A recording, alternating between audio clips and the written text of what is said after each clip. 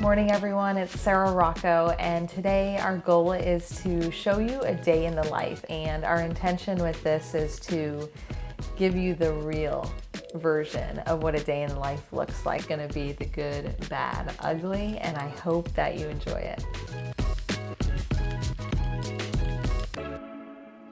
Okay, so I woke up at 5:10. I'm not proud to say I did press snooze one time. I didn't want to wake up, but I knew that I had people counting on me.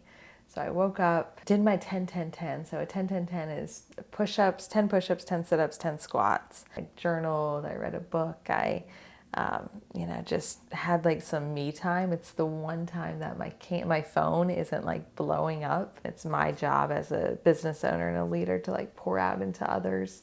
And if I'm not taking care of myself initially in the morning and making sure that I'm prepared for the day, then I have nothing to give to anyone else. I don't always do things perfectly by any means. Like, it is not a perfect routine every time, but if I can do it 80% of the time, then I know that I'm succeeding at the level I need to be. Every morning when I do journal, I write the 3 intentions for the day.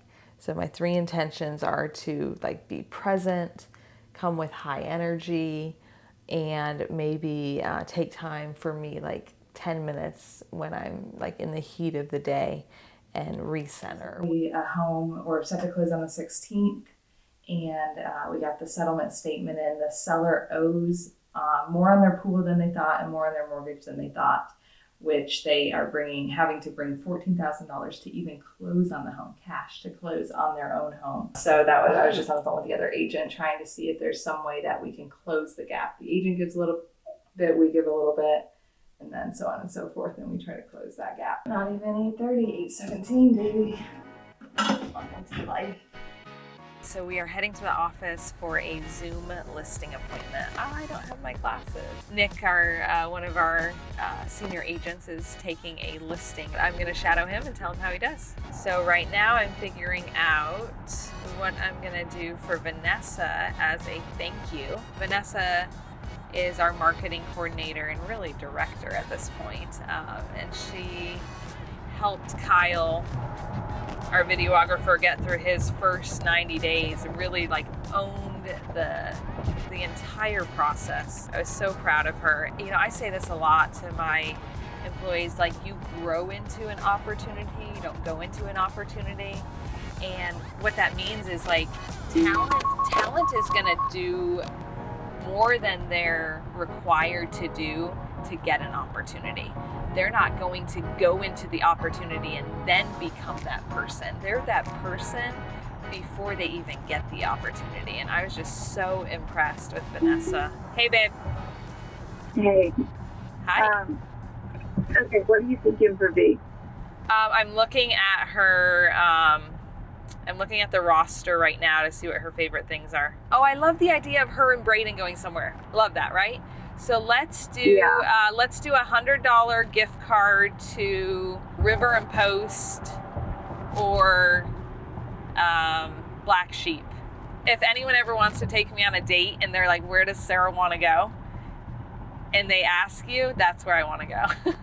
One thing that I realize is, like, your team becomes your family. Most people spend more time at work than they do, with their actual families. So we've created an environment where we put that first. One of our key employees is actually going off to become a leader in a larger organization, the Keller Williams, as an umbrella. So we celebrated him last night, and that was hard. It's emotional as a leader who's had someone in their corner and in their business for 3 years go off and take another opportunity. But when I made it about me, it was emotional. When I made it about him, it was so exciting. If that's what's going to give him enjoyment and fulfillment, the door swings both ways. Like, you are not stuck in this organization. If it is not bringing you happiness and fulfillment and joy, then you should go seek out something that brings you that, because life is too short to be stuck in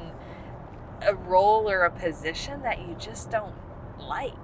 Transition from, and you did phenomenal, so don't let these tweaks make you think that you didn't do great. Like, I was so impressed. This is just my job is to tell you where you could improve. Thank you. Yeah, okay, cool. Yeah. So on the listing team page, you started talking about the 4 fundamentals without transferring to the 4 fundamentals page. Yeah, overall, I thought you did really good. I thought you handled the investment conversation pretty well. I thought your demeanor was good. If there's one thing I'm so passionate about is setting our agents up for success and making sure that it's not because I'm so great at what I've done in the past. It's really that I want them to give the same level of customer service that our organization has given, so that customer knows that they can count on us and they're going to have the right result. Oh my gosh, I love it. Work in progress. This is amazing. You guys. Nice job being an installer, guys. We are creating a content studio in our office for our agents to better equip them for everything video. Love it. So we just finished up a meeting with a potential new agent for our team.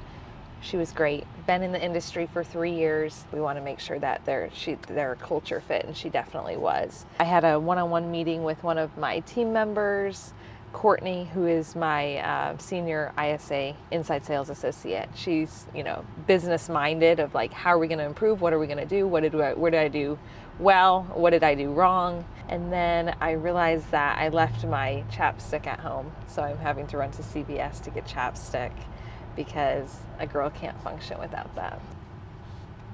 We are headed back to the office. I have a 12 p.m. marketing meeting with my marketing team and my videographer, so I'm super excited. Of all my one-on-one appointments or my meetings with the team, this meeting gets me really excited. It's very futuristic. I find myself in the weeds a lot, the weeds of just like the day-to-day, and this lets me think bigger picture, long-term, visionary role, which is what I love. That's awesome. Yeah.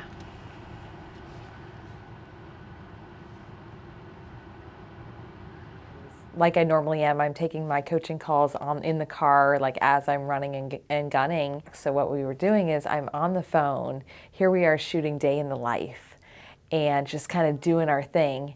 And then all of a sudden she was like, she asked a question. She said, "What are you doing?" She said, "You are not focused on what you need to be focused on.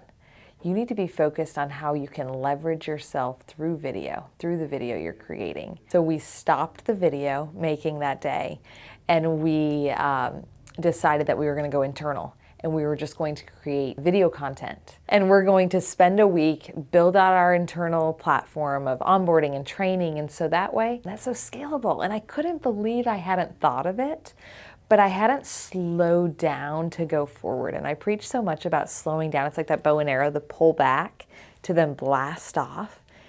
I preach it, but I wasn't doing it. A lot of people, when they have to pivot or adapt or change, it really drains them. But when I am able to step into this visionary mode of how we're going to be moving the business forward, that is when it gives me energy. So like that day when we were going through all of the pivoting and the changing out of nowhere, essentially, I had so much energy that night, like I couldn't sleep.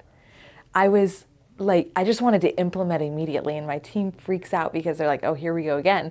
But it's literally the fuel I need to keep like pushing the business forward and being my best self. So super energized by the end of the day, and like most people would be just like physically exhausted.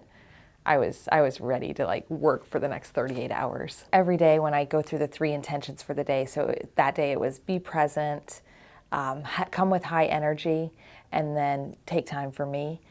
Usually the third one is the last one that I actually focus on, is taking time for me, because I actually am so fulfilled by not taking time for me. And I do know that intellectually, if I don't take time for me, I won't be able to give out. But I think the, come with energy, the mental energy that it takes to run an organization, to be a team leader, is probably one of the most important things for a leader, is the mental energy, high, to keep that mental energy high. I can honestly say I've been surrounded by some pretty great people. I have never felt so connected to a group as a whole, each individual person, from a value standpoint, from a vision standpoint, mission. And I literally, for the first time, can collectively say there's not a single person that I don't absolutely adore or respect.